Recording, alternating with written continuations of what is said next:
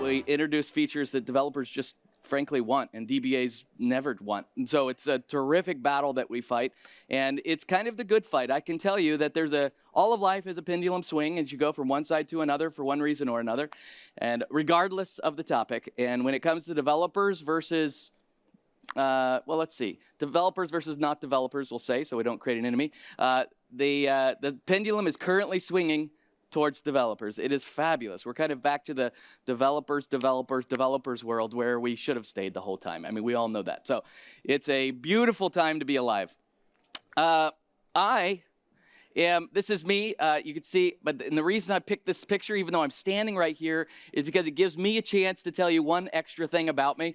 And not that I am a captain, but that I am a huge fan of Star Trek. And it is interesting to see as Star Trek kind of gets a new little revitalization right now that's going on. It's really nice. I think you guys don't even get some of the shows, which is just like criminal, but it doesn't matter. I mean, it does matter. Of course, it's the worst, but that's why we have VPNs. And so it is a pleasure to be here. Let's go ahead and get started. I want to talk mainly about the productivities for a team, the productivity killers for a team. Specifically, that would be a development team that is responsible for data engineering, which is a typical double hat.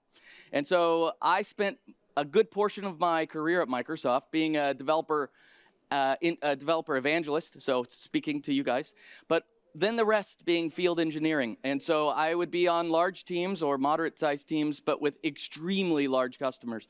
And so I say that to say, this is really the way it is. And right or wrong is not even the goal, right? I just want you to know that extremely effective teams in extremely large companies are doing what I'm about to tell you. And maybe that fits for you, maybe it doesn't. So you need to have your thinking cap on to see whether or not this can apply to you or not. Or maybe you could just steal a little nugget here or there.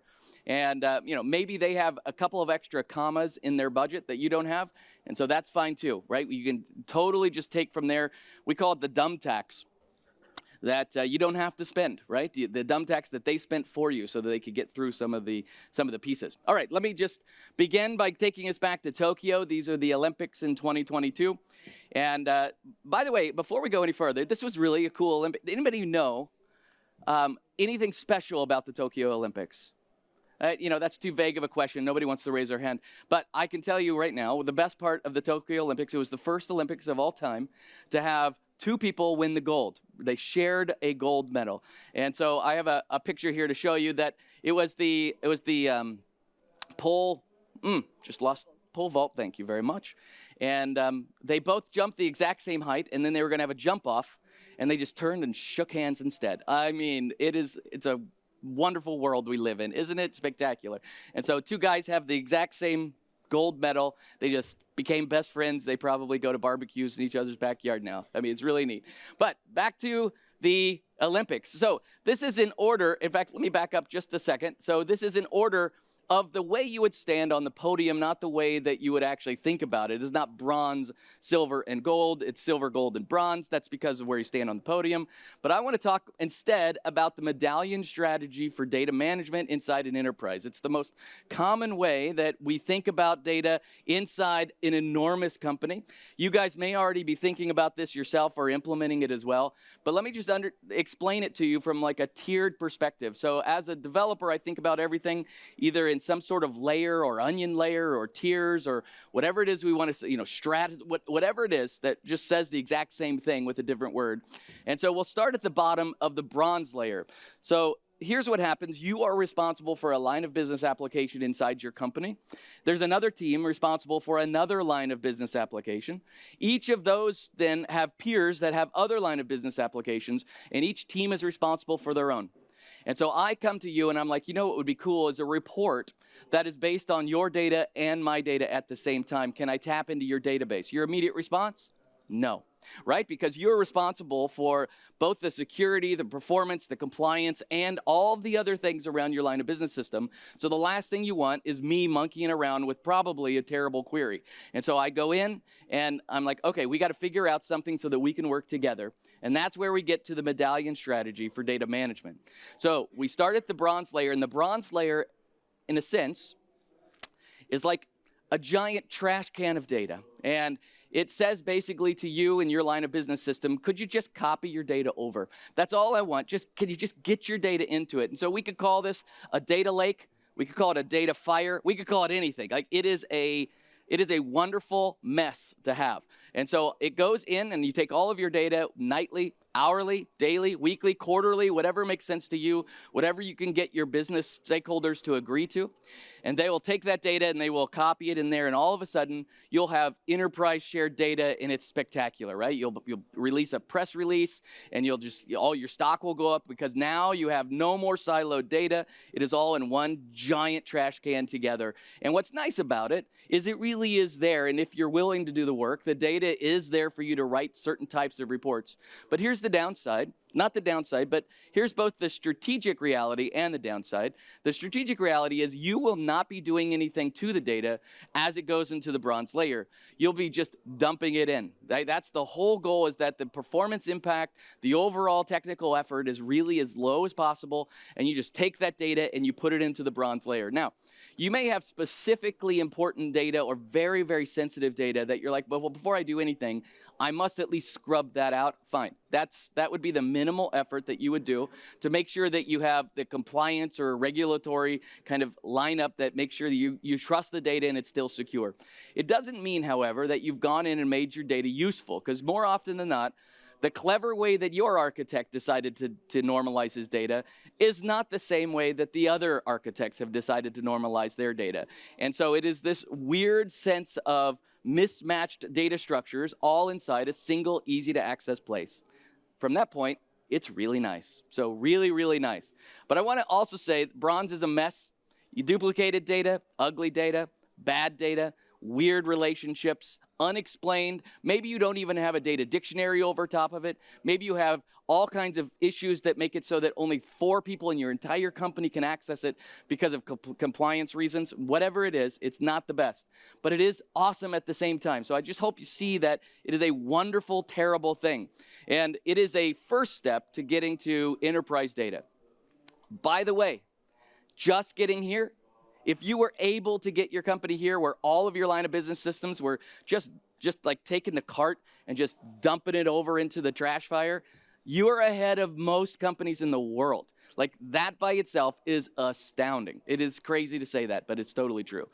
And it's probably, if we could flash back to the original dream of what a data lake is, this was what a data lake was going to be. It was going to be all the data in one place in a single way to access it so you could query it across. And all you need to do is pull up the Microsoft equivalent of Databricks and pull up a notebook and start writing queries. And all of a sudden you're like, man, this is hard to use, because all of a sudden, how do you do versioning and time-based data and all of the things like that really are hard? So that's the bronze layer. Wonderfully terrible, but normal. Okay, so this is the first of the 3 for the medallion strategy. And next would be silver. By the way, I just want to go back. I know it's a joke to say this, but the bronze is on the podium. Like, you're already a winner. Like, congratulations. Silver, there's fewer silver than there are bronze. That's real life. So let's think about what you would want inside silver. So no doubt about it, silver is going to be harder, because if it was already difficult to get to bronze, it's going to be more difficult to get to silver. And you have this idea of like cultural change, the agility inside your industry, all the things you want to be able to manage. All of that means that you have to have the data available, because we have latent knowledge that's unavailable to us. We have data that's sitting there and we're not using it because it's so difficult to get to. So we've got the bronze, but the bronze is sort of unusable. You can't just take Power BI or Tableau, point it to the bronze layer and say, show me a report. That's not the way it works. And AI, as magical as it is, still can't make sense of the bronze layer. So we go to the silver layer, where we start doing things like removing duplicates. We start doing things like managing the time-based stamps on it. We start synchronizing all of the keys with surrogate keys across our tables and across our data. So at least we can make reasonable joins across different systems. So your line of business system and my line of business system, I run the one for fleet management of all of our trucks. You run the one for production in all of our warehouses. That's terrific. It would be so cool if we could put those things together, because it turns out that my system was written 17 years before yours. Yours was written much better than mine, and we just don't have the same type of keys. We don't have the same type of anything.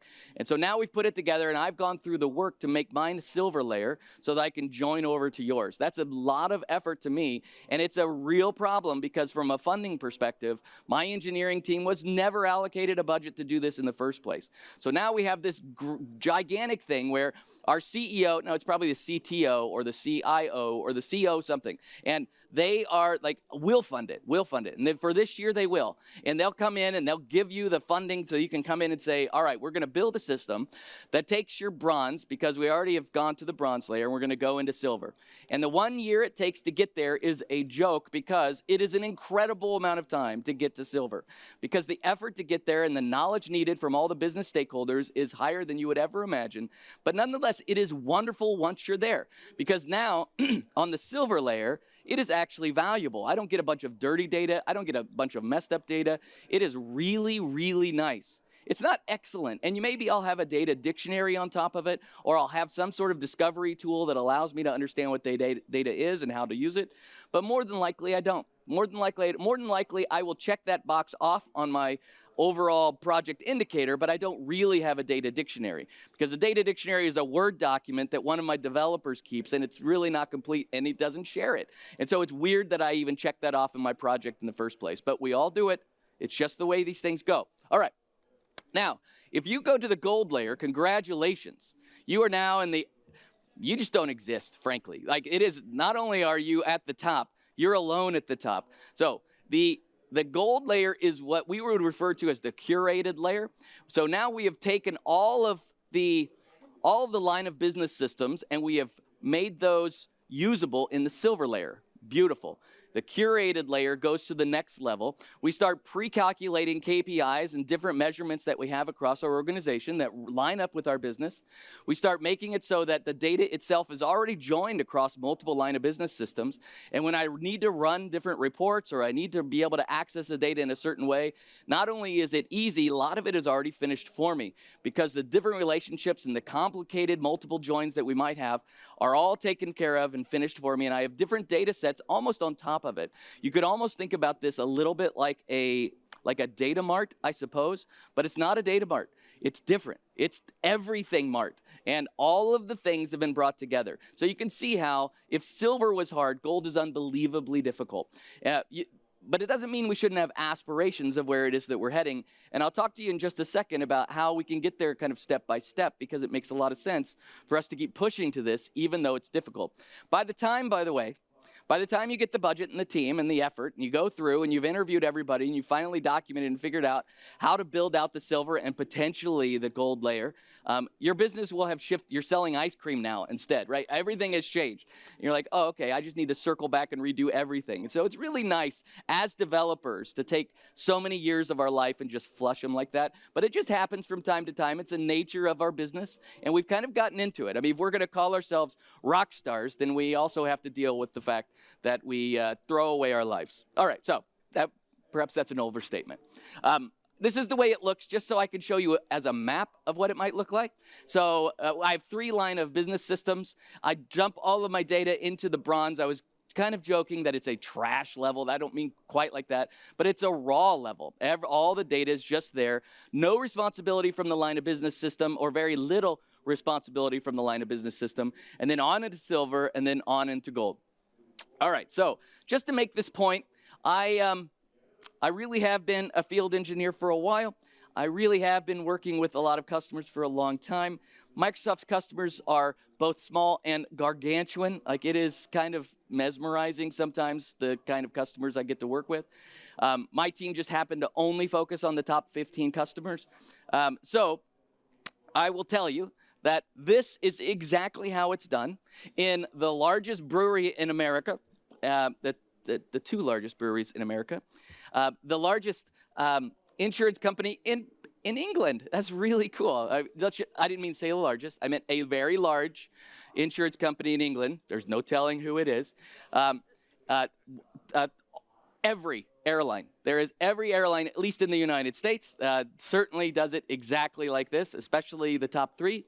The largest law enforcement agency in the United States, one of the largest, it's not, there's no way to figure it out by the language I'm using.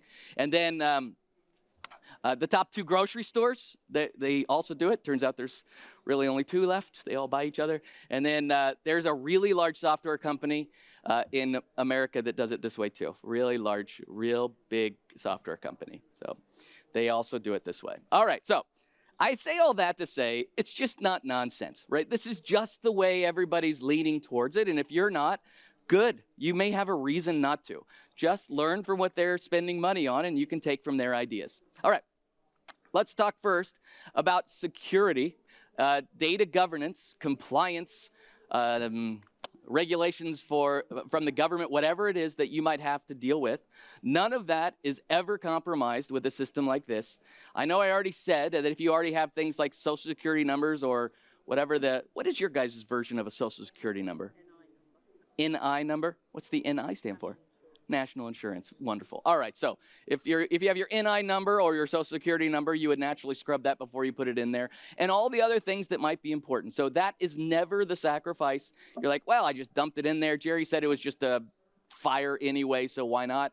Absolutely not. Every layer has the exact same amount of governance and control that each of the other layers have. And if you can't control it, you're like, listen, this is our first data lake. I'm not even sure how to do row-level security. Is that a thing in a data lake? Then don't put your data in. Like, just figure that out first before you sacrifice anything that puts you or compromises your company. That's one of our biggest responsibilities to do, for sure. By the way, total aside, I'm a professor of computer science at a university in the United States. And we talk about artificial intelligence all the time. Like, it's a topic and a half because students especially, they enjoy it. It's the most sophisticated cheating device ever devised by man. And so we talk about it, and I'm like, listen, I use it all the time too. Like, I totally get it, but you're gonna need to be able to make sure that you don't go too far with it, and on we go.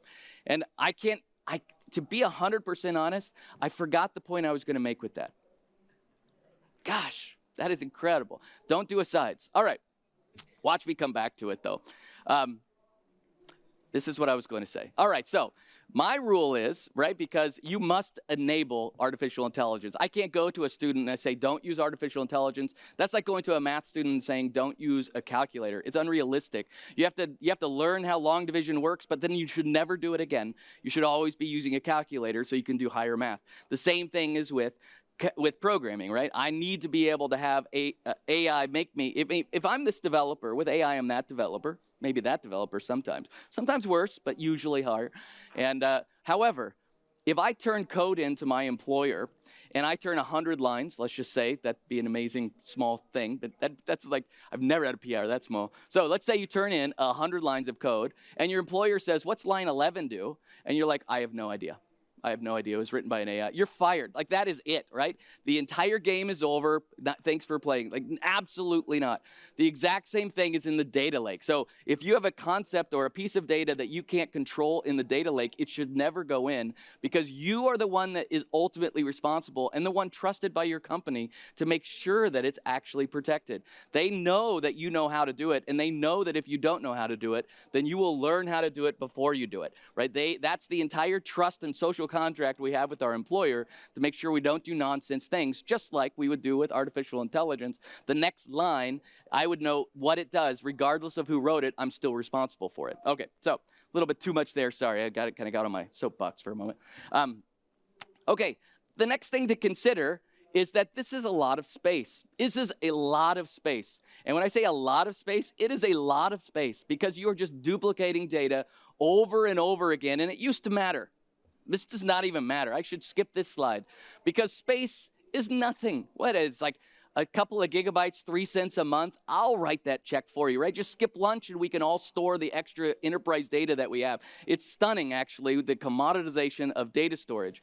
So when you think about this, if you are like me, meaning you have gray hair, then you still think like this. You're like, whoa, that's a lot of data. Are we sure we want to copy all that? And who cares? Like, you just have to have that erased from your mind, because the cloud has totally changed the mindset on this, that if I can do this system better just by copying the data, let's just copy the data. That is for sure. Now, one thing to remember, and let me just move on to the next slide to make this point, is regardless of your manager's perspective on things, God bless him, right? I mean, he's great. However, you are not, no matter what they say, you are not able to make electrons move faster than they actually can. It is the speed of light and no faster. So if you have 15 petabytes of data that you're about to copy over, you can't just copy it over. You must wait for that to actually move. And if you have to have an ETL tool or some sort of process, or you have notebooks or whatever it is that's moving your data from one place to another, it's going to take time.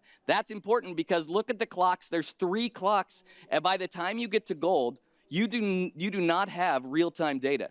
That is absolutely a guarantee. So when your executive so-and-so comes down and it's like, hey, I need to have a dashboard, you're like, awesome, let's build a dashboard. Sir, can we fund our silver layer real quick? And so let's say you do. That's great. Maybe we have a hint of gold as well. And they're like, all right, now tell me a little bit what you want on the dashboard. Blah, blah, blah, blah. Great. It's all graphs and charts and who knows whatever, right? And something they can show to somebody. And then, how frequently do you want the data updated? You're like, are you kidding? If somebody moves something from one shelf to another in my warehouse, I want to know right away. I want my phone to jingle, because obviously that's important for me as an executive who doesn't actually care about that level of detail. So I want it. You're like, wait a minute. That we cannot do, because I have to wait for that clock, and that clock to move. And by the way, that other line of business system that I'm not in charge of, but Bobby is, and you know how Bobby is, they only give us their data every Monday morning. So I have nothing I can do to give you real-time data. And your executive's like, make it happen. And you're like, here's the thing. If I can give you near-time data, well, that's Jerry's term, near time, which I think is the best version of real time.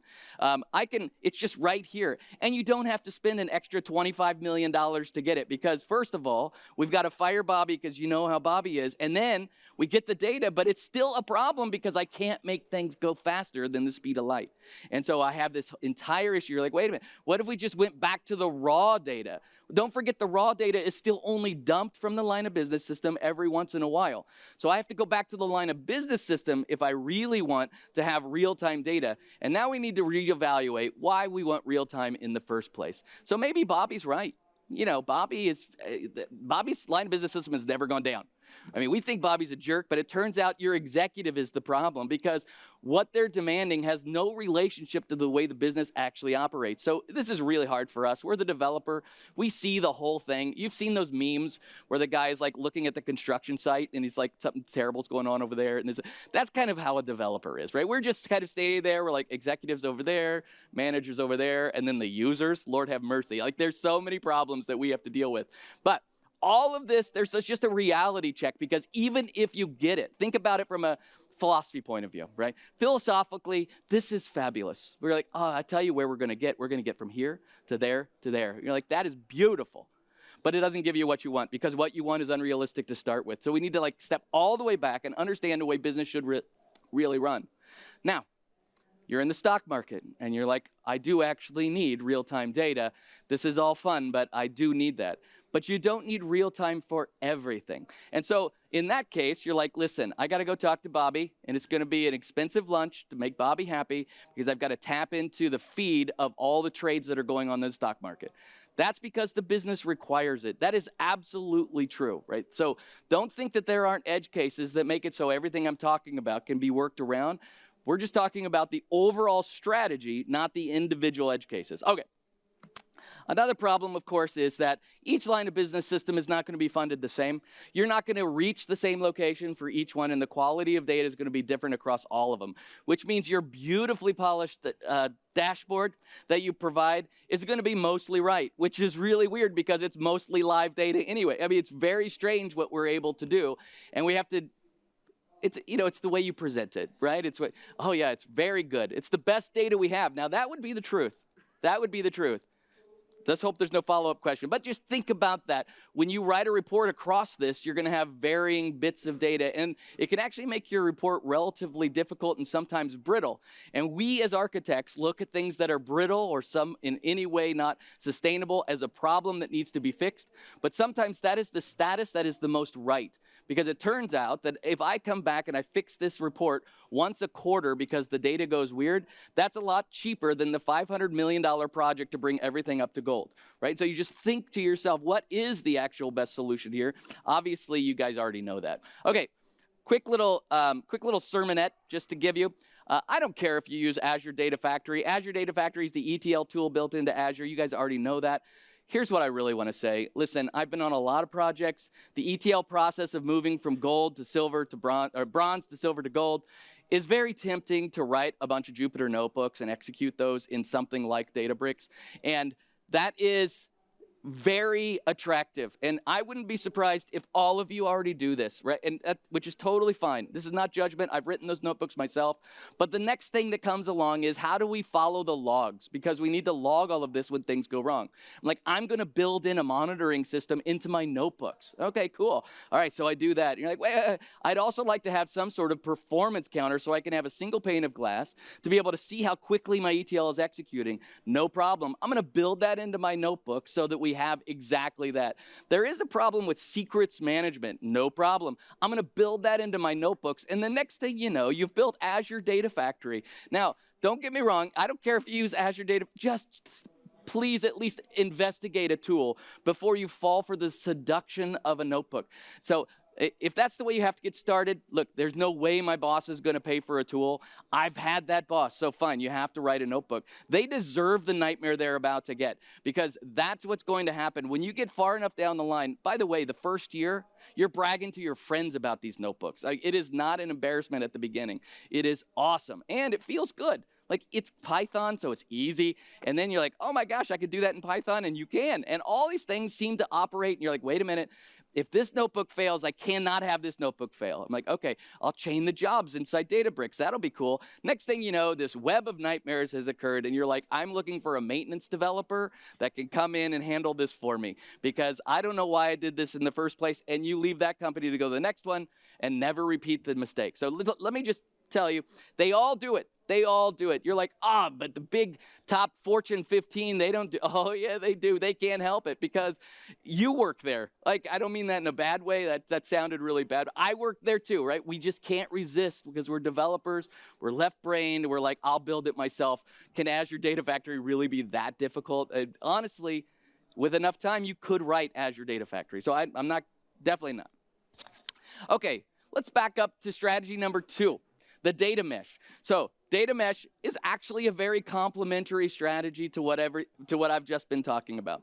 So if you haven't heard about data mesh, I'm sure you have. This is SQL Bits. I'm sure you guys live data mesh. But just for the one guy that doesn't, I will explain it because it really makes sense for you to think about it. So let me give you an analogy that makes it make sense faster. This is a service-oriented architecture for data. That's the entire idea. So just imagine a little box around one of your line of business systems or one of your database domains, whatever it is you guys want to call it, because we all really love our words. And so in one of the pillars here, I have decided to create a data API on top of it and treat it as if it's a product, so that I am responsible for line of business application 5, and I now have an exposed API that says, come and get it. So it doesn't mean, by the way, I still have a single data lake that all of my data is in. That hasn't changed. The strategy remains the same. However, I now have a single data responsibility that I've given to each of my line of business systems. The upside is, they all work at their own pace. They all get to their own level. There's still a bronze, silver, and gold inside their individual column. However, they may just move a little bit slower, but that's okay. They first expose a silver API, a bronze API, then a silver API, then a gold API. Wonderful. That's terrific. However, the data that's super duper curated across all the line of business systems really does not exist in this system. Now, you could create a meta layer on top of it for sure, but if you thought gold was hard to get to, then try and get everybody to gold, and then the super meta layer on top of it gets even harder. So just know that a mesh strategy is actually very complementary complementary because it allows us to do what we love, separation of concerns into individual line of business systems, and say you're responsible for getting your API to where it needs to go. Make sense? So these are really good friends with each other. Okay. Next enemy of productivity. That's it as far as like philosophy of data. So hopefully that doesn't seem overwhelming. It is overwhelming. It is overwhelming because we have so much, we all know we have data. I don't need to tell you that. All right, the next is around the data API itself. So I'm a PM, so there's 3 types of PMs at Microsoft. There's program managers, project managers, and product managers. I'm the latter. I'm a product manager, manager of a product, not of SQL Server, but of Data API Builder. And so Data API Builder is built by SQL Server. It's open source and free. It's totally a weird kind of duck. But at the same time, it's very cool because it solves a big problem that all of us share, and it kind of lines in nicely to these strategies. So you have a client on the left, whatever your AP, whatever it is, right? You have some sort of client on the left that you have created. I'm sure it's web. I'm sure it's written in JavaScript, and you guys are proud of it. But hopefully it's written in C# because that's better. Okay, good. Everybody's nodding, so I see 100% agreement. And then on the right is your database, probably SQL Server, because, I mean, that's obvious.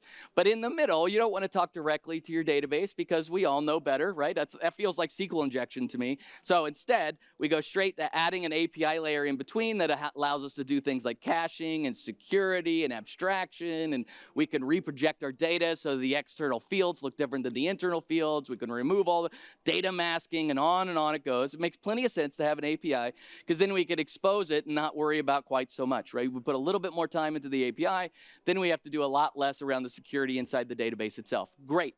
All right. The API, so this is a typical solution, right? This is very normal 3-tier. I hope it feels comfortable to you, database API client. And I'm sure many of you have written it and enjoyed the new like minimal API, very fun to write. However, this is the way your code base actually looks. You have your client written in C#, good choice. You have your database. You're using database projects, I'm sure, to declaratively keep everything in source control. Also, great job. And then in the middle, you have your API. Terrific, again, written in C#. I'm proud of you. And then below it, you have all of your interfaces and all of your abstractions, your repositories to interact with your special clients and special like frameworks that you've used to interact with one another. Everything's fine. That's the way it should be. And then below that are all of your unit tests. And all of that then gets wrapped together, put in your CI/CD pipeline, and automatically updated every couple of minutes, right? Because that's the way we're all Twitter for some reason. And so it's terrific that we have that going, but that is too much code. And this is what I mean by that. Your API, as clever as it is, and as great of a developer as you are, you're just writing the same thing over and over again. If you go from one line of business to another, you're like, hey, I'll take care of the API. We know the trick. You're going to go take the API from the other one, copy it over, and just kind of make some changes because an API is just an API. The differences between them are very, very subtle. Sometimes there's no difference at all, and you end up just rewriting the same sort of crud code over and over again that something like CodeSmith could just spit out for you. It's so generic. So I would say that a third of your code base is likely a candidate to be removed, completely removed. Now here's the reason that matters. It's fewer tests, it's fewer bugs, it's fewer lines, fewer maintenance, fewer everything that you would want while not compromising on anything. Have in your mind all of the requirements that you want for your API. Don't give in on any of them, but take it away so it's no longer code, but instead it's just an engine. So that's where Data API Builder, that cute little guy, that's the Data API Builder. So he'll come to your office. I'm teasing. So the Data API Builder is a container-based engine that you should look at. Listen, just look at it because I'm telling you, as soon as you see it, you'll be astronomically like mind blown by it because you'll be like, there's no reason I even need an API. All the code that we just wrote for the last 2 years, I guess we could just delete it. That's weird to say to your boss, but it actually is a really great thing to be able to say because all of a sudden you're like, hey, the surface area that we now have for like any type of vulnerability or just maintenance and bugs has been reduced by nearly a third. That is absolutely great. The fact that it's .NET on the inside is irrelevant to you. And the reason it's irrelevant because it runs in a container and you talk to it through JSON anyway. It's just a REST endpoint or a GraphQL endpoint. I mean, just check it out, all right? It's DAB, D-A-B, it's data API builder, and all you do is provide it a JSON file that defines where your database is, which objects like views, tables, and stored procedures inside it you want to expose, and then you have it. Like, it is insane. In fact, let me show you something. This will be fine. A little more of a demo than maybe I wanted to do, but I want to show. So, let's see. This is, oh yeah, I'm in the right spot. All right, great. So I have a data. Actually, let me open this in code. So this folder has four files in it. One of them is the environment file. So that's just setting environment variables. And this database structure here, this is my Star Trek database. It keeps track of all the series because I forget them, and all of the characters, which species they are. The only reason it's like this is because I want to show like many to many, one to many, many to all the types of relationships that are just natural for a relational database. So I just put it all in here because DAB can handle all of them. There's no limit. Like if we were to talk about DAB, if this were to be a session about DAB, it would not be a session where I say things like, oh yeah, but it doesn't, because it does. Like, it's insane. So, all right. I'm not proud of it. I'm just saying I did like a super duper job. That's all I'm saying. All right. So, I mean the engineering team. I'm a PM, right? So my entire like propeller has slowed dramatically. It's a sad situation. So that threw me off for a second. All right. So inside, I don't want you to learn how the JSON's laid out. I just want you to see that it's just JSON. Everything that runs the engine is just a little bit of JSON. And if I were to be able, I mean, look how little the code is. Like, it's amazing how small. No, the thing is, you just say, here, I'll scroll down to one of the sections that's nice, right? You just say, there it is. An entity, you can see it just says entity. It's an actor. It points to DBO actor. Nothing special. This is just me saying this is the entity that I want to expose. And then when I run it, I'll say dab start.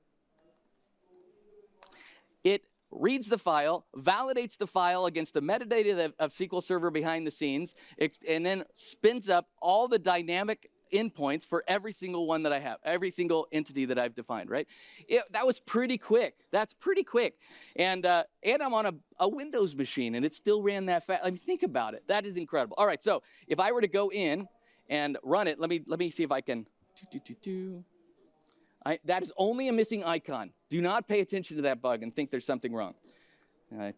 All right, so now, if I go into, it says healthy, that just means it's running, but here's what I want to show you real quick. GraphQL. Do you guys use GraphQL? Do you guys, anybody have a GraphQL endpoint? We all thought they were going to be all that for a while, but then they ended up not being, so I mean. All right, this demo's not going great, so I don't want to get stuck on this and make you think. I should have stuck to the script. When I did that earlier, it was wrong, and now it remains wrong. Okay, because there's too much for me to cover other than this, but just know, once you have the container running, then you decide as an architect how it's going to be laid out topologically, and you're going to say topologically. Anyway, how are you going to set it up if it's going to be multiple that shard your data, or if you set it up so that it's all microservices. However you want to run it, it's just a container, and you never have to think about it again. So please just know, one of the things that destroys productivity is coding. And why code so much more than you need to when you can spend all the time making your UI more usable? That would be really great as a change. Okay, so let me go quickly and say, that's nice. That's my old Star Trek. All right, the next enemy of productivity. So I've got a short amount of time here, so I'm going to go quickly and talk about database regressions. Database regressions are when I make a change to my database. No, code regressions are when I make a change to my code and it's a bug. And we don't like using the word bug, so we say regression, right? That's what it is. A bug is a regression is a bug. Databases can also have regressions. We find bugs in our code before they get into production by having unit tests. And those unit tests are important. They're valuable because they find things before the user is not our tester. We are the tester. We are the ones trying to find it before it goes in there. Your database is just like your code. Out of curiosity, raise your hand if you're alive. Okay, good. All right, so now we know the next vote will be more productive. All right, raise your hand if in any way, before you release the next version of your database, you test your database in some way. That's great. So first of all, feel good about yourself. That's nice. Okay, how many people specifically test your store procedures with a unit test written for that store procedure that you execute inside your CI/CD pipeline, just like you run against your code. Great. You two are my favorite people. So it turns out that stored procedure, we use the word procedure because we mean it's a function. And now, let me ask you this. How proud of your developer would you be if they wrote a method that was very important, and then they did not write a unit test for it, and they put it into production? But then they tell you, and they raised their hand at a conference and said, I did run it first, so I know that it works, right? That is a difficult place to be. We have methods, they are methods, a stored procedure is a method, in your database that we do not have unit tests running against, right? We want to have both testing all of the positive and negative, that deleting all of the data, putting known data in and looking for known results, passing in all the bad parameters just like we do to our normal methods, but we want to do it inside the database, right? As part of our CI/CD pipeline so that changes down the line never show up and the user is not going to be our tester. That's the whole goal. So this is a real problem. So if you don't have unit tests against your store procedures, just add that to the thing that I'm going to look up when I get home. That is important. It is probably the #1 source of pain and lost data and security vulnerabilities and everything else. It's very frustrating because a developer like Jerry comes in and I'm disgruntled and I'm told to write a store procedure, and I told you already I don't know SQL very well, and you're like, you're going to figure it out. It's very easy. So I go and do a terrible job, and the next thing you know, my store procedure is in production running, and 6 months from now is when we learn that I was accidentally deleting rows instead of updating rows, right? And all of that actually happens. Like that's in my diary, that moment. All right. One thing we don't have inside SQL is the ability to run asserts.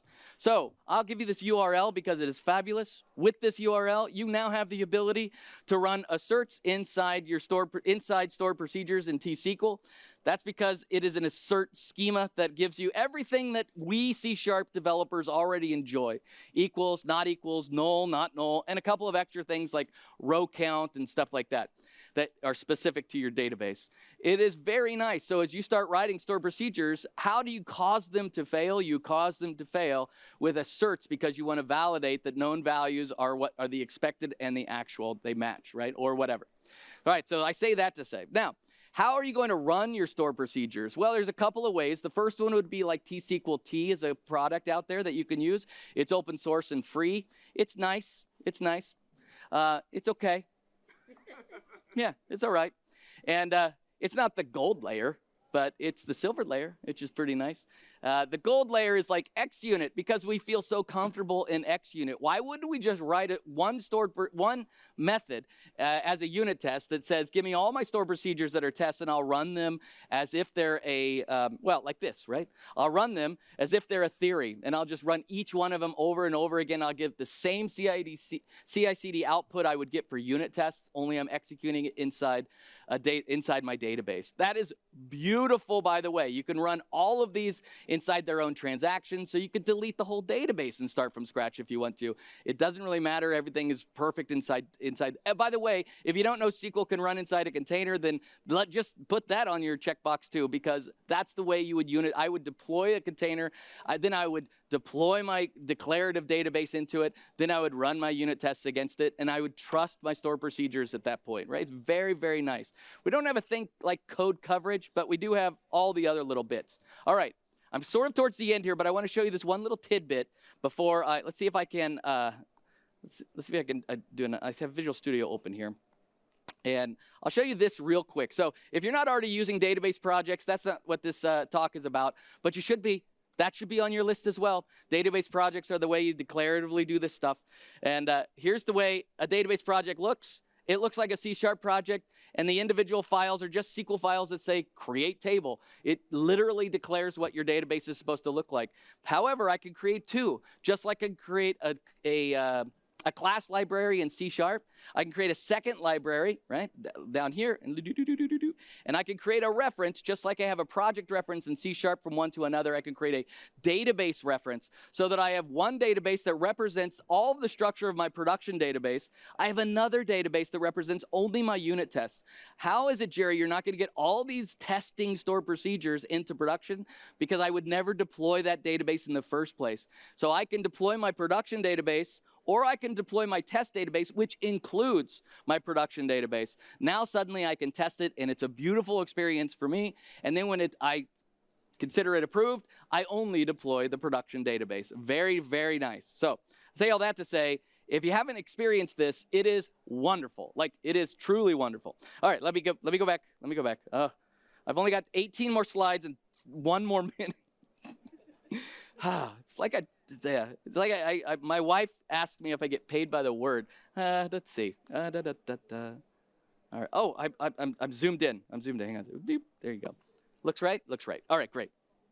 And all right. I'm going to jump to 2 quick things really quick. Another problem is that every developer is not the same, and you should have linting. Just like you already have linting on your C#, you should have linting against your T-SQL. If you don't, I don't understand why not, because this is free, it's part of your CI/CD pipeline, and you can immediately implement it.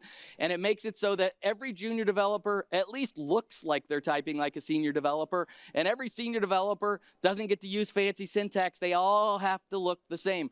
It means I always say, the next developer after you is an axe murderer. There's no reason to make them mad, right? Like, just present to them really nice code formatted well and structured properly. Like, that's what you want to do for your own sake, right? Just think about it like that. One other thing that, at least pointing out, if you guys haven't come across the fact that WinGit is now part of Windows, ships natively, I can say something like WinGit install SSMS, and it's done. Like, I don't have to find whether or not it's the fake download site or not. It's really, really great. It's like Chocolatey. I use Chocolatey as well. Just know that WinGit is all the Microsoft tooling. It's really cool. Also, if you haven't seen the new Go SQL command, this is a rewrite of the old SQL command, and it is cross-platform now, and it allows you to spin up Docker containers on the fly.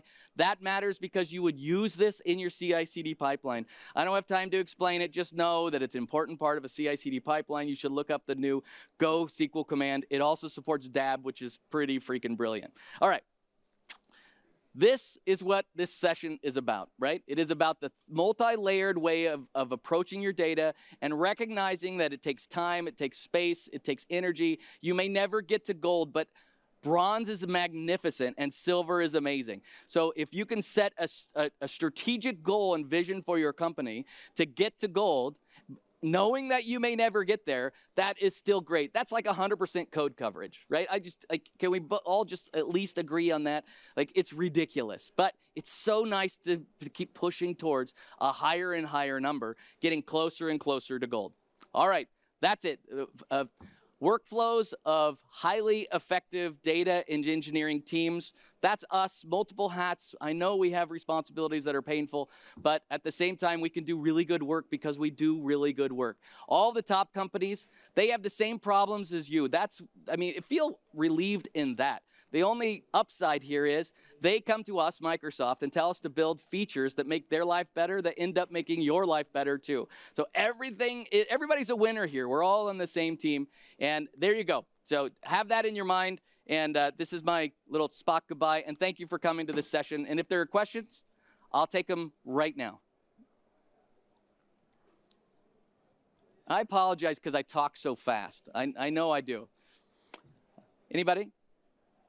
I like to think I'm clear enough that nobody has questions. Except for this guy. All right, great. Go ahead, I'll repeat it.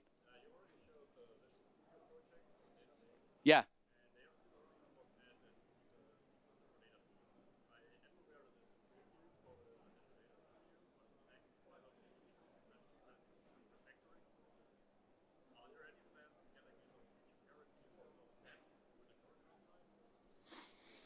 All right, so a very technical question here. All right, so his question is, there are 2 types of SQL Server data tools. There are the original, I don't know what the original, the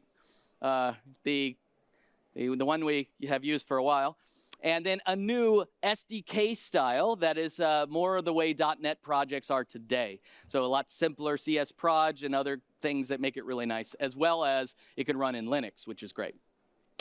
His question was, will they ever be in parity? And they aren't in parity today. That's because it's only supported in VS Code. It is also supported in ADS, but really we think about it as VS Code. And so inside, they will never be in parity, but eventually they will. So it's a little bit like the gold tier. We really want them to be in parity. Not many months from now, we will support the SDK style in Visual Studio as well. That'll be the beginning of the path to get them into parity. So I'm glad you're using them, by the way, because it has things like symbolic renaming like we have in C#, where I can change the variable name, and it changes that variable everywhere, but it's not a find and replace of a string. It's using the compiler to find those references instead. I can do the same thing with a column name. I can change the column name inside a table, and all the views and store procedures that use it also get updated.